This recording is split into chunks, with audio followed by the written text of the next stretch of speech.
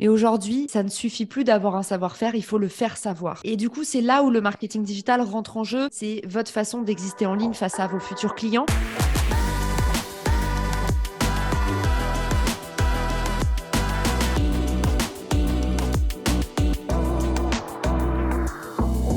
Caroline Mignot, tu es entrepreneur, podcasteur, notamment de Marketing Square. Je voudrais te qualifier également de leader d'opinion sur le marketing digital. Bienvenue. Merci Julien, trop contente d'être avec toi aujourd'hui et un grand bonjour à ceux qui nous regardent ou qui nous écoutent. Est-ce que d'ailleurs, Caroline, tu pourrais peut-être te donner un petit peu plus de saveur à qui tu es, te présenter pour ceux qui ne te connaîtraient pas? Alors, pour me raconter, sans que ça fasse trop, je déroule mon CV. J'ai passé 9 ans à New York à faire du marketing de croissance, comme on appelle ça ici en France. J'ai eu un petit pépin de visa juste avant le Covid, qui fait que malheureusement, je me suis retrouvée sur le carreau en France à 29 balais. J'ai assez mal vécu ce retour à l'insu de mon plein gré, comme on pourrait dire. Et j'ai commencé à poster sur les réseaux sociaux. D'abord sur LinkedIn pour trouver un travail, parce que j'avais aucun réseau en France quand je suis rentrée. J'avais toujours travaillé aux US à New York. Et puis en fait, j'y ai pris goût. Donc j'ai utilisé LinkedIn pour trouver un travail. Après, j'ai utilisé LinkedIn pour trouver un appartement. Et après, je me suis dit, en fait, ça marche pour un tas de trucs. Et si je commençais à essayer de trouver des clients pour une boîte que j'avais trop envie de lancer, et en fait, sans avoir de, tu vois, sans venir d'un milieu entrepreneurial, les réseaux sociaux m'ont permis de tester à moindre coût. Mon projet, ça a été, dans le jargon, on appelle ça le MVP, Minimum Viable Product, c'est-à-dire la plus petite chose que vous pouvez mettre en place pour évaluer la traction de votre idée sur le marché. Et j'ai commencé comme ça à créer ce qui est maintenant ma première boîte, Richmaker, parce que je l'ai co-construite en fait sur LinkedIn avec des gens où je disais, est-ce que vous aussi, vous avez du mal à faire des partenariats? Oui, non. Est-ce que vous aussi, quand vous faites un partenariat, vous avez du mal à identifier le bon partenaire? Oui, non. Ou est-ce que c'est plutôt un problème d'alignement des objectifs? Oui, non. Et en fait, comme ça, au fur et à mesure, j'ai mené mes interviews utilisateurs, mes entretiens qualitatifs et quantitatifs, comme on dit dans le jargon marketing. Et j'ai avancé comme ça en faisant. Et aujourd'hui, j'ai développé une autre boîte qui s'appelle Refer, qui est une extension Chrome qui te permet de trouver le chemin le plus rapide pour parler à qui tu veux en cercle 2 sur LinkedIn, sur Salesforce, que ce soit un gros client, un futur collaborateur, un talent, n'importe qui. Et j'ai aussi un podcast qui s'appelle Marketing Square. Et puis, je fais aussi des blagues sur Instagram et je crois que c'est là où on s'est rencontrés. Tout ça, ça paraît très riche et je vois que tu es, si tu veux, ton univers est autour du marketing général. Je pense qu'on pourrait être un petit peu plus large. C'est également de l'influence et du personal branding, par exemple. Mais peut-être pour rentrer dans le marketing digital, Caroline, est-ce que tu es d'accord avec cette affirmation? Le marketing digital, c'est un levier quasi incontournable pour toute personne qui aurait un projet quel qu'il soit et qui cherche à le faire rayonner, tu vois, que ce soit un entrepreneur, un libéral, une association, une personne qui veut développer une activité en parallèle de son travail salarié, ou même un professionnel qui veut faire rayonner son statut ou sa notoriété. Est-ce que cette affirmation te parle? Exactement. Et en fait, aujourd'hui, pour moi, la façon la plus facile de transmettre la nécessité de se mettre au marketing digital, c'est de dire que on a tous un savoir-faire. Et aujourd'hui, ça ne suffit plus d'avoir un savoir-faire, il faut le faire savoir. Et du coup, c'est là où le marketing digital rentre en jeu et où en fait, c'est pas un énième mot pour faire bien dans les réunions ou pour habiller les murs vides dans une cafétéria d'entreprise parce qu'il faut mettre des choses aspirationnelles. Le marketing digital aujourd'hui, c'est votre façon d'exister en ligne face à vos futurs clients, vos futurs recruteurs, vos futurs collaborateurs. Et en fait, cette image digitale qu'on appelle la marque personnelle, le personal branding, c'est juste en fait comment est-ce que vous faites rayonner votre personnalité, votre expertise et votre besoin aussi. Un appartement, une recherche d'emploi sur les réseaux sociaux. Donc ça fait sens en fait pour une personne finalement qui a pas forcément une présence très installée sur les réseaux sociaux, de l'utiliser un peu comme tu l'as fait dans ton histoire, trouver un appartement et en fait de se rendre compte progressivement de tout l'impact que ça peut avoir sur sa propre vie. Le réseau, aujourd'hui, c'est l'accélérateur business le plus puissant, surtout pour les petites entreprises, pour ceux qui se lancent, qui n'ont pas des gros moyens. On dit toujours, il faut commencer petit. Ton cercle 1, donc ton réseau existant, c'est un actif que tu n'as jamais utilisé de ta vie. Et pourtant, c'est comme si, tu vois, le pouvoir de l'effet cumulé, c'est comme si, en fait, chaque jour de ta vie, depuis l'école primaire, dès que tu rencontres quelqu'un, tu mets 1 centime dans une petite boîte. Et il y a des actifs qui se développent. Tu vois, il y a des fortunes comme ça qui s'amassent. Et derrière, on pense jamais à faire appel à son réseau proche. Et pourtant, en fait, c'est les mieux placés pour nous faire la courte échelle. Et le plus rigolo et je trouve le plus beau là-dedans, c'est que c'est souvent pas les gens auxquels on croit. Ça peut être des gens dont tu n'as pas été proche, mais qui finalement va y avoir un petit coup du destin. Je sais pas si toi aussi ça te parle, ce que je dis, Julien. Ouais. Mais dans ma vie, moi, il y a eu plein de petits coups du destin comme ça où je me suis dit, mais c'est incroyable. On s'entendait pas à l'école primaire et aujourd'hui, c'est une personne qui me fait une passe décisive sur un truc. Ou moi aussi, on m'a demandé de l'aide et c'était des personnes avec qui, tu vois, j'avais jamais creusé et en fait que j'ai appris à connaître sur le tard et où je me suis dit, mais en fait, c'est fou la vie comme elle réunit les gens parfois à des moments un peu comme ça inattendus. Et c'est un mot que j'adore pour ceux qui nous écoutent. Vous pourrez peut-être le ressortir, ça fait chic en réunion. C'est la sérendipité. C'est tous les petits hasards comme ça de la vie. Et ça, c'est très vrai pour le réseau. Avant, donc j'étais dans la sphère corporate, je faisais du conseiller en stratégie d'entreprise. Et à l'époque, je me disais, écoute, il y a une grande partie des personnes que j'ai rencontrées, bon, bah, on n'a pas grand-chose en commun. Eh bien, dès que je fais un revirement et que j'entre dans ce nouvel univers, je me rends compte, ah tiens, il y a ce pote en primaire Ouais. qui est en train de faire la même chose que moi. Et si on allait échanger un petit peu, et puis, comme tu dis, passe décisive et nouvelle opportunité qui se crée. Exactement. Et là où avant, l'effet de réseau pouvait être un peu contraignant pour certains, c'est-à-dire que tu sais, il y a ceux qui ont fait les belles écoles, les écoles qui cultivent les réseaux d'élèves, tout ça en général, voilà, les 5 premières écoles. Avant, le réseau, en fait, c'était assez élitiste. C'était quelque part, soit t'en avais, soit t'en avais pas. Et en fait, souvent, il y avait un effet de plateau. Tu sais, le fameux plafond de verre dont on parle, c'est-à-dire, bah, j'ai grandi dans tel milieu. Du coup, je suis entourée de gens qui viennent du même milieu. Et en fait, qui peut me faire la courte échelle pour développer mes projets? Par exemple, si je suis pas entourée d'entrepreneurs. Moi, toute ma famille est fonctionnaire. Quand je suis devenue entrepreneur, pour moi, il n'était même pas question de lever des fonds. J'avais aucun contact, tu vois. Aujourd'hui, avec les réseaux sociaux, c'est vraiment une chance incroyable. Il y a beaucoup plus d'horizontalité. Et à partir du moment où vous développez justement se faire savoir, ben, vous avez des grandes chances qu'il y ait une petite dose de sérendipité qui arrive et que de belles choses se produisent. Est-ce qu'il y a des principes un petit peu clés à connaître quand on veut utiliser le marketing digital pour faire rayonner son projet? La première chose, paradoxalement, c'est justement, voilà, vous utilisez le marketing digital pour faire rayonner votre produit. Essayez d'avoir une approche humaine. Essayez de ne pas être dans l'objectif de vendre. Je vais vous donner une image un peu grossière, mais qui va parler à tout le monde et que vous allez retenir. C'est un peu comme dans la drague. Quand on arrive en ayant des objectifs qui sont déjà trop clairs, alors qu'on vient de rencontrer quelqu'un, bah, ça dégoûte. Et ben, c'est pareil sur les réseaux sociaux. Si vous arrivez comme un homme sandwich qui distribue des cartes de visite à tout va dans une réunion marketing ou dans un événement networking, c'est l'approche la moins sexy de la Terre. Les gens, ils veulent qu'on leur parle d'eux. Pour être intéressant, intéressez-vous. Et ben c'est pareil sur les réseaux sociaux que dans la vraie vie. Les gens qui sont fascinants, les gens qui sont très entourés, ben c'est des gens qui laissent une grande part aux autres, qui font rayonner les autres. Donc, première astuce pour moi, première règle d'or, parce que tu m'as demandé un petit peu les préceptes. Ouais. Vraiment, quand tu me dis, voilà, développer une marque pour faire rayonner son entreprise, commencez par faire rayonner les autres et vous verrez, la vie vous le rendra.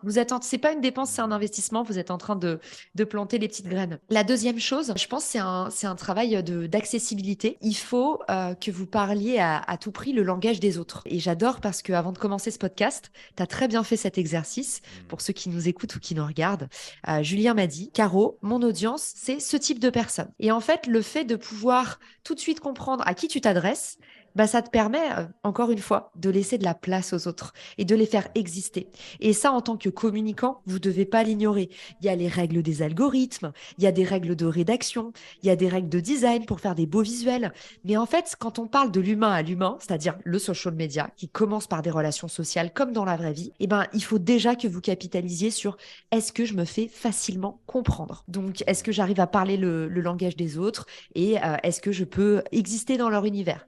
Donc voilà, avoir un ton accessible. Une des meilleures astuces que je peux vous donner, c'est en fonction de la personne à laquelle vous vous adressez, imaginez qu'elle est en face de vous et que vous êtes en train de parler à voix haute. Et vous écrivez ce que vous dites à voix haute. Pourquoi? Parce que l'exercice de l'écrit, en général, on nous a appris à écrire pour l'écrit. On nous a pas appris du tout à écrire pour des réseaux sociaux. On est habitué à écrire comme sur des cahiers. Soit on prend des notes pour soi-même, soit c'est pour les autres. Et alors là, c'est très alambiqué. Merci de bien vouloir recevoir mes salutations distinguées. Voilà, je force un peu le trait, mais aujourd'hui, c'est comme ça qu'on nous a appris à écrire. Donc, essayez de prendre au maximum les traces de l'oralité et de vous projeter. Voilà, ça c'est un petit peu, on va dire, le deuxième grand précepte. Et donc, être accessible vraiment à tous et considérer son interlocuteur. Le troisième, il est très rapide, mais vraiment, pour moi, c'est très important, la rigueur. Il faut que vous soyez consistant, c'est-à-dire qu'il faut que vous vous imposiez un rythme, d'accord? Quel qu'il soit. Julien, toi, tu fais des formats qui sont longs. Tu vois, tu peux te dire, bah, je fais un format long par semaine ou alors 3 formats courts par semaine. Peu importe. Vous pouvez aussi faire un vrai gros format long par mois. Mais en fait, ce qui est important, c'est que vous puissiez tenir cette cadence parce qu'encore une fois, c'est pas un sprint, c'est un marathon. Et il faut bien comprendre en fait que c'est un effet cumulé qui se déclenche. Le marketing digital, ce n'est que des petites graines que vous semez. Donc, il faut les semer à la bonne saison si vous voulez faire une belle récolte. Et cette idée vraiment de on ne se parle pas à soi, on ne parle pas parce que ce qu'on dit est intéressant pour soi-même, mais parce qu'on parle à des individus qui sont derrière l'écran, à qui on va apporter quelque chose. Hein. Je trouve ça tellement fondamental, je te rejoins tellement totalement sur ça. Parfois on se concentre sur le mauvais côté de la balance, c'est-à-dire ce qu'on a à apprendre, au lieu de forcément se focaliser sur finalement ce qu'on apporte, parce que quand on apporte, on est en train de semer les graines dont tu étais en train de parler. Hein. Exactement, ça va avec ce côté commencer par l'autre en fait, commencer par donner et donner avant de recevoir en fait, encore une fois, hein, c'est pas une dépense, c'est un investissement. À partir du moment où vous commencez et même dans la vie, tu vois, je sais pas si ça te parle la loi de Ouais. l'attraction. Bien sûr, bien sûr. Le nombre de fois, alors pour certains, c'est un concept qui est un peu spirituel, perché, tout ça, mais en fait, la loi de l'attraction, pour moi, c'est scientifique, ça se valide de façon empirique. Allez regarder autour de vous, faites vos propres tests, encore une fois, hein, il n'y a pas de gourou. Moi, c'est un truc qui m'arrive tout le temps, Julien. Je suis dans une mauvaise journée. Et il m'arrive que des trucs merdiques. Et j'ai l'impression que tout le monde est Ouais. désagréable avec moi. C'est moi qui suis désagréable. C'est moi qui déclenche ça. Et en fait, à partir du moment où, par exemple, quelqu'un qui vous parle pas très bien, qui va être désagréable avec vous, qui va mettre des barrières, des distances, essayez en fait toujours de faire le chiffre dans votre tête et de vous dire, mais j'imagine que c'est quelqu'un que j'aime profondément. Adoptez le sourire intérieur. Imaginez à l'intérieur de vous que vous êtes en train de sourire. Moi, j'imagine mon visage qui sourit. C'est ça, le sourire intérieur. Ça peut vous sembler bête ce que je vous dis, mais ce genre de détail, ça a changé à la fois mes rapports aux autres, mais aussi, tu vois, bah, ma façon justement de gérer mes réseaux sociaux et d'avoir toujours une approche où en fait, tu arrives à penser aux autres avant toi. Parce qu'en fait, c'est toi qui crée ta place, c'est toi qui fais exister les autres. Donc en fait, si ton regard envers les autres, il est dur, il attend des choses en retour, bah, on va te renvoyer ce truc-là et tu crées un rapport de force. Si tu commences en étant smooth, tout doux, et en disant en fait, je suis là pour que cette personne, elle passe un bon moment. Quand vous êtes en face de votre client, vous pensez pas à la facture comme quand vous êtes en face de votre employeur, vous pensez pas au jour de paye, vous vous dites comment je peux faire pour aujourd'hui tout faire pour lui rendre la vie plus facile. Et vous allez voir à quel point le monde autour de vous va changer parce que vous avez changé et en plus, vous allez être plus heureux. Est-ce qu'il y a, Caroline, tu vois, certaines erreurs qu'on peut faire parce qu'effectivement, on se dit que sur le... donc je vois l'intérêt de faire du marketing, j'essaie d'appliquer ces principes clés, mais je n'obtiens pas forcément les résultats et donc ça me coûte en fait du temps, de l'énergie et puis je me retrouve frustré parce que j'ai quand même investi un peu de temps et d'énergie pendant les premiers mois. Je ne vois pas, je suis bloqué. Toi, dans les personnes que tu as eues, parce que je pense que tu en as vu beaucoup, hein, est-ce qu'il y a des récurrences? Bah, la première erreur, et je vais être un peu dure, mais c'est pour votre bien, Ouais. et bienveillance n'est pas complaisance, c'est qu'en fait, souvent, les gens attendent des choses extraordinaires en faisant des choses ordinaires.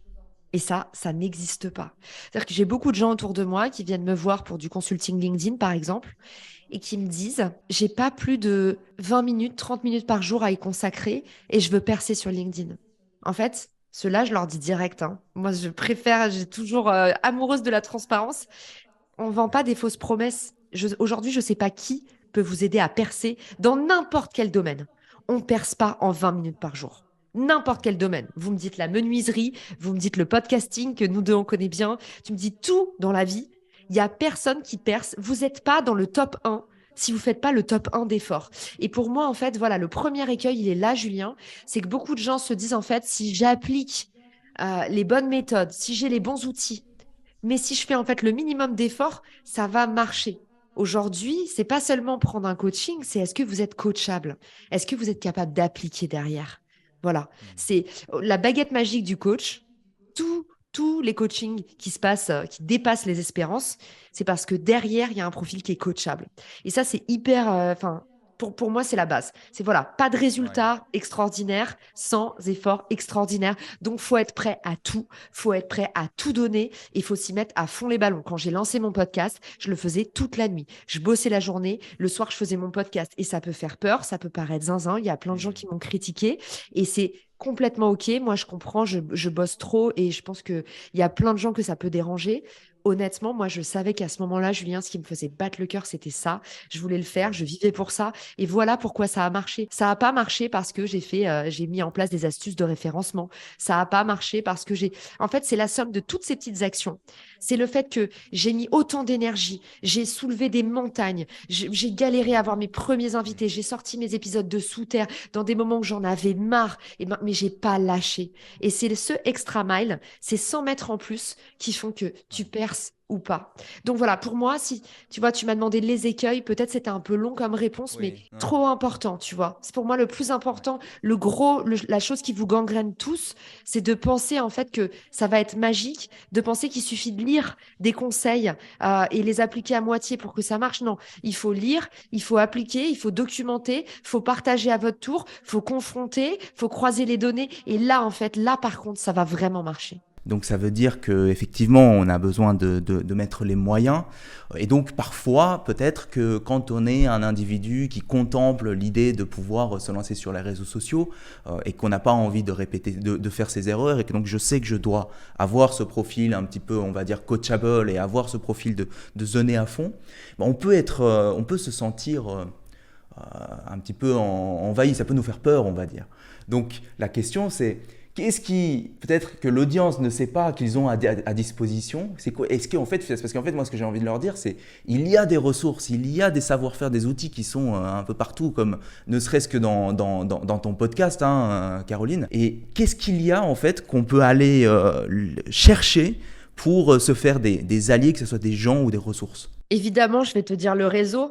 Je prêche pour ma Ouais. paroisse. Hyper important, en fait, de connecter avec des pairs. En fait, le réseau, il peut vous aider à bien des égards. Il y a un petit peu pour moi trois profils avec lesquels vous devriez réseauter là dès maintenant. Le premier, évidemment, c'est les mentors. Allez chercher des gens qui vous inspirent et qui vont vous faire la courte échelle, qui vont vous amener plus loin. Comme je vous ai dit, pour aller chercher les mentors, on applique les règles d'or. Les gens ne vous rendent pas service comme ça sans vous connaître, surtout si c'est des gens qui sont sursollicités. Donc, appuyez-vous sur ce que vous pouvez apporter aux autres. Vous ne demandez pas qu'est-ce qu'on peut vous apporter. Si vous avez quelqu'un que vous admirez autour de vous, commencez par lui rendre service. Et vous allez voir, en fait, les choses vont se faire naturellement. Mais il n'y a jamais personne comme ça qui se prend d'amitié pour vous ou qui tout d'un coup se dit, ah, mais ce jeune, quel talent. Vous venez de commencer, vous êtes en train de faire vos preuves. Donc, si vous voulez trouver un mentor, exercice de l'humilité, commencez par servir entre guillemets. Tu as compris l'idée, voilà, l'idée, c'est pas de bosser gratuitement ou de faire le larbin, mais c'est en fait, c'est la mentalité un peu US, tu vois, Gary Vee, c'est t'admires quelqu'un, tu veux devenir quelqu'un, fais un stage chez lui. Bah, entre guillemets, tu vois, moi, j'y crois beaucoup à ce truc-là. En tout cas, bah, encore une fois, commence par donner. Donc, les mentors, c'est hyper important d'avoir des gens au-dessus de vous dans votre réseau qui vont prendre soin de vous. Et moi, j'en ai plein des mentors. J'ai Pierre Gobine, Francis Lelon. J'ai des gens qui sont même mon associé Arnaud Gazet. Il me mentor énormément. Il faut que vous trouviez des gens dans votre entourage que vous allez, même Jean de la Roche-Brochard, je pourrais le citer aussi parce qu'il m'aide beaucoup.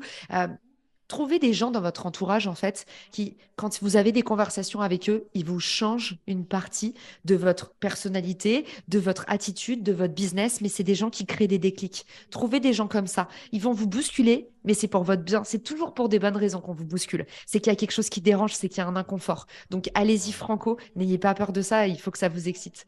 La deuxième chose, c'est les pairs. Donc là, maintenant, donc les mentors, c'est plutôt en haut. Après, on a le niveau, tu vois, latéral, Ouais. c'est vraiment qui est autour de moi dans mon écosystème. Et ça, souvent, c'est intéressant d'en parler aussi, Julien, parce que beaucoup de personnes ne voient que le haut du panier. Tu sais, les gens, par exemple, se lancent sur les réseaux sociaux et disent, ah, mais moi, je veux collaborer que avec la crème de la crème, les gens Oui. qui ont au moins 10 000 followers parce que sinon, je vais pas grossir. Ça, pour moi, c'est une bêtise. Déjà parce que Oui. vous reproduisez un système qui profite toujours au même et qui fait pas grandir, du coup, les gens autour de vous.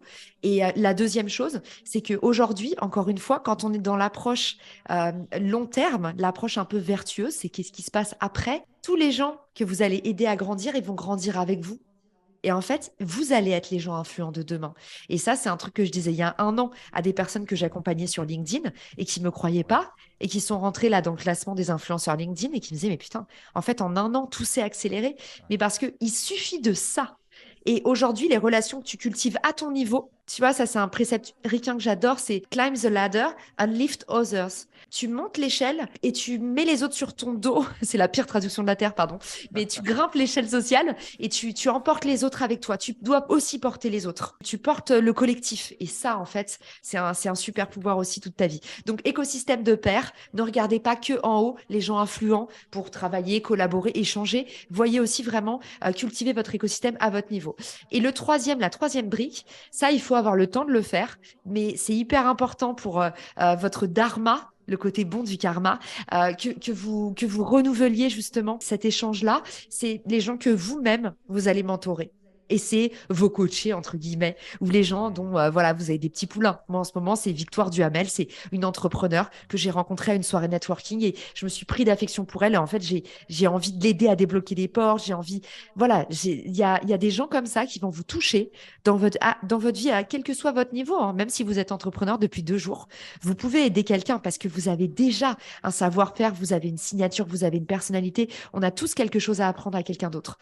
Donc, en cultivant un peu ces trois profils, le mentor, l'écosystème de pairs et vos poulains, eh ben, vous allez avoir un réseau hyper solide qui va être un super pouvoir dans votre vie, quelle que soit l'activité dans laquelle vous vous lancez. Caroline, je te rejoins complètement sur cette idée-là des pairs qui, parfois aujourd'hui, tu vois pas trop ce qu'ils représentent, le potentiel qu'ils peuvent avoir, le projet qu'ils ont.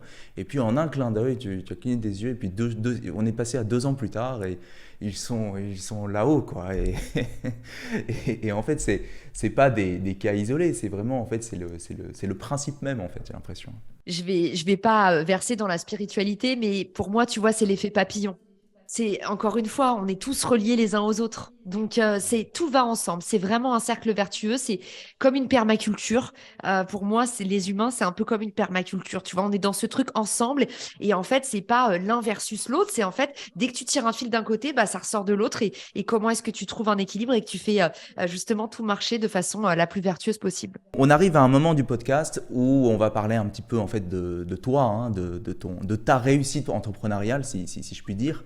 Parce que si tu veux, ton podcast, il est parmi les plus écoutés sur le sujet du marketing. Tu as fondé ces 2 entreprises, Richmaker et Refer.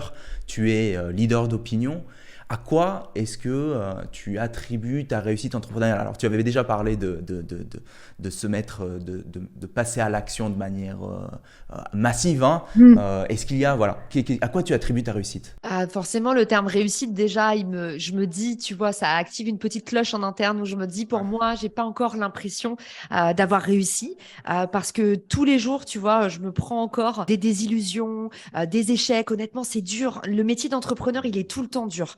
Le passage de -1 à 0, conscientiser que tu as une idée, que tu as envie de la réaliser, il est dur. Le passage de 0 à 1 quand tu te lances, il est horrible. Et après, scaler, donc de 1 à 100, c'est hardcore aussi. Donc en fait, il y a pas de répit et tu n'as jamais vraiment réussi. Ce que tu peux réussir, je pense, c'est plutôt ta vie perso, plus que ta vie d'entrepreneur. En tout cas, moi, dans ma carrière entrepreneuriale, j'ai pas encore l'impression d'avoir réussi. Par contre, je pense que j'ai réussi à être un humain heureux, qui rend les autres heureux au maximum, qui cultive des bonnes relations, qui redistribue au maximum justement ce que j'ai gagné, entre guillemets, que ce soit euh, mon budget, mes sous, que ce soit ma notoriété. Dès que j'ai eu un peu d'audience sur LinkedIn, j'ai commencé à mettre en avant d'autres créateurs. Dès que j'ai eu un podcast qui avait de l'audience, j'ai continué plutôt à mettre en avant des petits invités aussi. Moi, le leitmotiv de mon podcast, c'est du stagiaire au CEO. On en a marre de voir toujours les mêmes. On en a marre que finalement, quand tu n'as pas 10 ans d'expérience, tu peux pas t'exprimer. Aujourd'hui, les idées et les bonnes idées, c'est la propriété de personne en fait. Et ça peut arriver à n'importe qui. Donc, c'est ça que je documente dans le podcast. Donc voilà, je pense que à quoi je pourrais attribuer tu vois, les petits succès que j'ai eus sur ma route entrepreneuriale, c'est une volonté de faire, je lâche rien. Deux, j'aime énormément, énormément ce que je fais et les gens avec qui je le fais. Et trois, la persévérance. Je viens d'une culture de gros travailleurs. Et pour ça, comme je te dis, maintenant, c'est très décrié parce que on dit oui, l'idéal de vie, c'est lâcher prise, le slow living, le slow working. Moi, les injonctions, elles m'ont toujours dérangée dans ma vie. J'en donne pas aux autres et quand j'en reçois, j'essaye qu'elles glissent sur moi parce que s'il y a un truc que j'ai compris dans la vie, c'est qu'on est tous différents. Il n'y a pas de passage unique. Il n'y a pas une seule voie pour arriver à la réussite. Comme sur un GPS, il y a 1000 chemins pour aller au même endroit. Il y en a des plus rapides, il y en a des plus longs, il y en a des plus dangereux, il y en a des plus agréables, il y en a des plus jolis. Mais en fait, au final, chaque personne va avoir son intuition et en emprunter un plus qu'un autre. Et je pense qu'il y a des raisons à ça. Donc voilà, je viens d'une culture de gros travailleurs et je travaille énormément. Et je pense que c'est aussi ça, tu vois, cette ténacité, c'est un peu un des ingrédients du succès. Malheureusement, si vous voulez vous lancer aujourd'hui dans votre boîte, tu vois, j'ai tendance à revenir à un de ces conseils où je disais effort extraordinaire si vous attendez des résultats extraordinaires. Pourquoi tu lâches rien? Tu vois, qu'est-ce qui te donne envie en fait de toujours à pouvoir faire des efforts extraordinaires? Parce que quand il n'y a pas ce pourquoi derrière, au bout d'un moment, on arrête de le faire, hein. C'est drôle que tu me poses cette question parce que je me demandais si tu faisais référence à mon post d'hier parce que je suis sûre que tu as fait un peu tes leçons Ouais. avant l'épisode. Moi, je fais toujours mes devoirs quand je reçois un invité. Et du coup, je me demandais si c'était un hasard ou pas. Hier, j'ai fait un post sur le fait que pendant des années, j'ai souffert du fait que dès que je sortais un nouveau projet, et moi, j'ai toujours eu une âme un peu de slasheuse, comme on dit, c'est-à-dire que je faisais plusieurs choses à la fois et je suis heureuse comme ça, en fait. On me disait souvent que je m'éparpillais. Et j'ai beaucoup souffert de ça parce qu'en vrai, je me sentais pas éparpillée du tout. Je trouvais beaucoup d'ordre dans mon chaos. Ça semble chaotique pour les autres, mais moi, en fait, dans ma perspective sur mon chemin, tout roulait bien. Et je disais, en fait, faire, pour moi, c'est ma façon de réfléchir. Et souvent, on me disait, en fait, réfléchis avant de faire, tu fais trop de choses à la fois. Mais en fait, moi, mon mode d'apprentissage et mon mode de réflexion, c'est de faire. Je suis une opérationnelle. J'ai besoin d'être sur le terrain.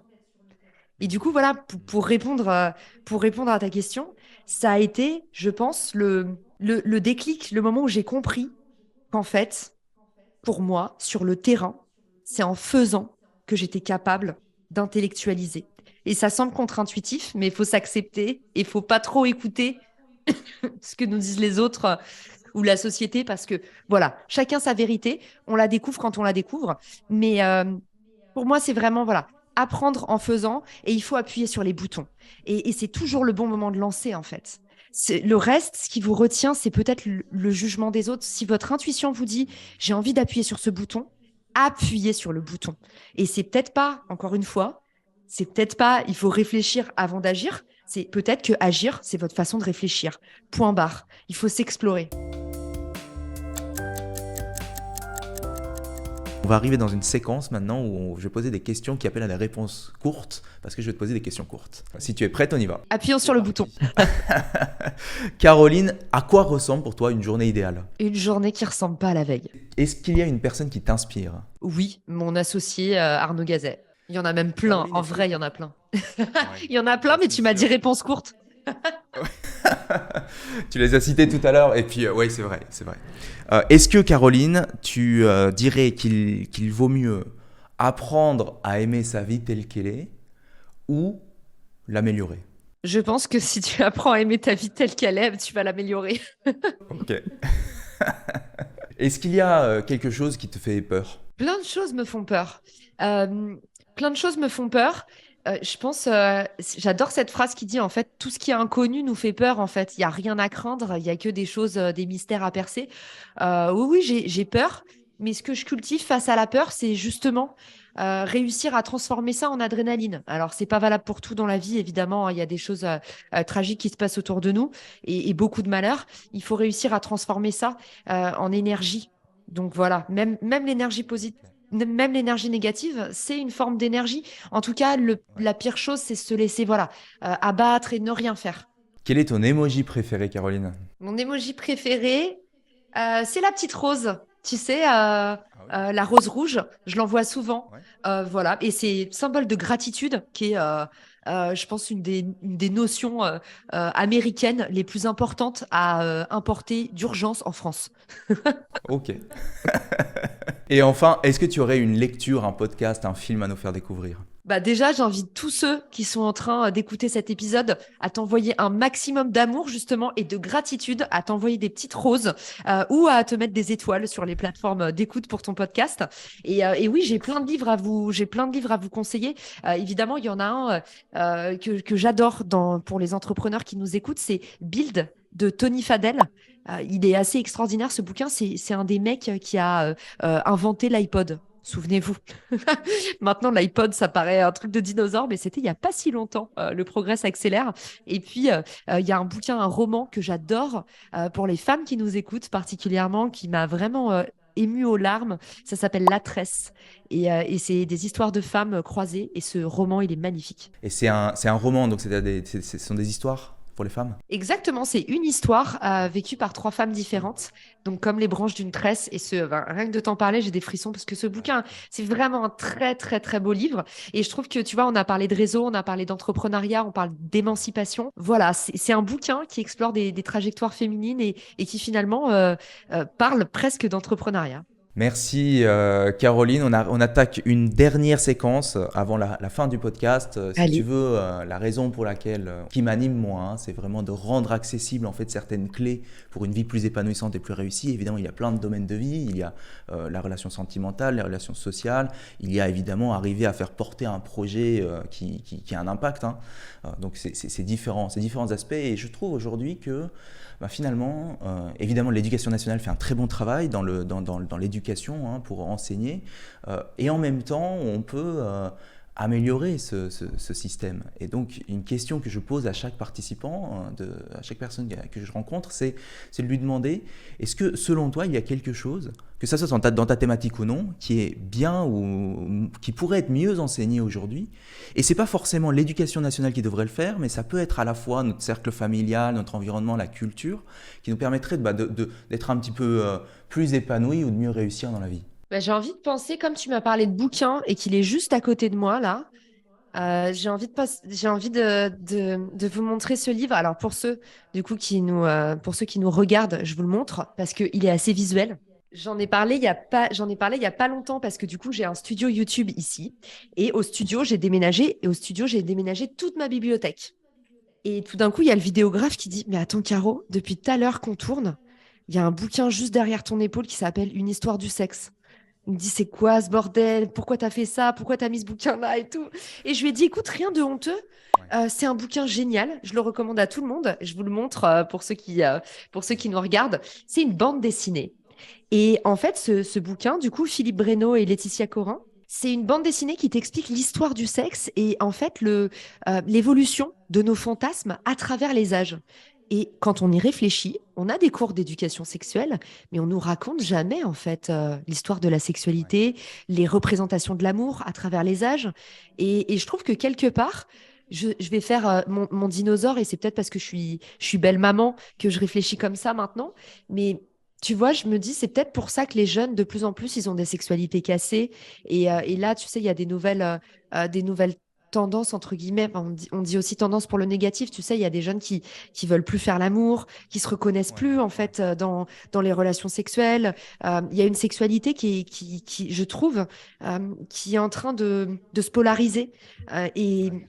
et je sais pas, hein, j'ai pas la réponse et je suis assez mauvaise pour intellectualiser. Je t'ai dit, j'intellectualise en faisant. Donc, je vous montre ce livre et je vous encourage à l'acheter. Une histoire du sexe, c'est un magnifique bouquin qui est très très loin de la pornographie. Hein. C'est des images très sobres qui vous racontent comment est-ce qu'on en est arrivé à avoir du coup les représentations du sexe telles qu'on les connaît aujourd'hui. Et je trouve qu'il faudrait former les gamins là-dessus au lieu d'en faire un tabou et de leur expliquer juste de but en blanc en sixième comment on met une capote. Je me dis en fait intéressant d'explorer ces imaginaires-là. Mais c'est sûr qu'aujourd'hui, enfin, que ce soit aussi bien chez les hommes que chez les femmes, des tendances un peu structurelles quoi, sur la sexualité et sur le rapport à l'autre dans le couple. Et j'irai voir, moi, l'histoire du sexe. Julien, avoue que Ouais. tu t'attendais pas du tout à ce que je te fasse cette réponse. Bah oui, je m'attendais à ce que tu me parles de marketing. Bah oui, oui, mais en même temps, Ouais, honnêtement, ça m'arrive ouais, pas souvent d'être invitée sur des podcasts qui parlent pas que de marketing. ouais. Et du coup, ça me plaît beaucoup de sortir de l'exercice. Et voilà, j'espère que ça choquera personne. Effectivement, je vous ai pas recommandé un bouquin marketing, je l'ai fait juste avant. Mais là, quand tu Ouais, m'as parlé de ce qu'on devrait enseigner à nos enfants, évidemment, n'enseignons pas le marketing à nos gosses, genre vraiment pas. ouais, ouais. Parce il y a plein de choses plus nécessaires à faire avant. Et puis, bah, le moment où peut-être ils ont envie de devenir entrepreneurs, de se lancer à leur compte, ou quand ils sont employés, ils ont besoin d'aller négocier une augmentation de salaire. Bah là, c'est important de mieux se marketer. Mais ils auront le temps de le faire. Avant ça, il faut qu'ils aient la tête bien faite. Et ce genre d'histoire et de BD, ça va les y aider. Avant d'aller négocier, il vaut mieux aller lire Une histoire du sexe. La morale de l'épisode. Ok. Caroline, pour finir, alors on arrive à la fin et c'est important quand même pour moi de te demander, Caroline, quels sont toi tes projets pour les années à venir. Et puis après, je te demanderai de partager un message pour finir. Mes projets à venir, déjà, on finit le studio YouTube. Je le montre pour ceux qui nous regardent sur YouTube. Hop, vous voyez, bibliothèque sur mesure avec le fameux bouquin qu'on m'a fait cacher. Et j'ai dit non, je cache pas mes bouquins, j'assume tout. Et du coup, bah, bientôt, je vais recevoir des créateurs, des entrepreneurs, tous ceux qui font le futur du monde du travail, le future of work, comme on dit dans le jargon. Donc voilà, pour ceux qui s'intéressent au domaine du marketing, mais dépoussiéré, vulgarisé, facile à comprendre, avec beaucoup d'énergie. Et ben, n'hésitez pas à aller suivre ma chaîne Caroline Mignot. Il va se passer plein de choses sur cette chaîne cette année. Donc ça, c'est un peu mon grand projet. Mon grand projet personnel, c'est que je déménage et avec ma petite famille et on est hyper content parce que ça fait longtemps qu'on avait besoin d'un nouvel appartement. Donc voilà, comme ça, vous savez tout. Julien, il le sait parce que je suis entourée de cartons. Et pour ceux qui nous regardent sur YouTube, vous le voyez aussi. Donc voilà, je vous explique en même temps. Et continuer à faire grandir l'écosystème du podcast auquel on appartient tous les deux. Tu vois, s'inviter entre podcasteurs, bah, ça fait partie des bonnes pratiques, des choses qui font que bah, ensemble, on est en train d'ouvrir le marché. Il y a de plus en plus d'auditeurs de podcasts. Et le podcast vidéo, ça va cartonner à partir de cette année. Là, c'est en train de se répandre comme une traînée de poudre. Donc, tu as de mes fins, Julien. Et je te souhaite le meilleur absolu pour la suite et je resterai supportrice de ta chaîne. Merci beaucoup, Caroline Mignot. C'était un plaisir de t'avoir. Plaisir partagé, merci à tous. Ciao.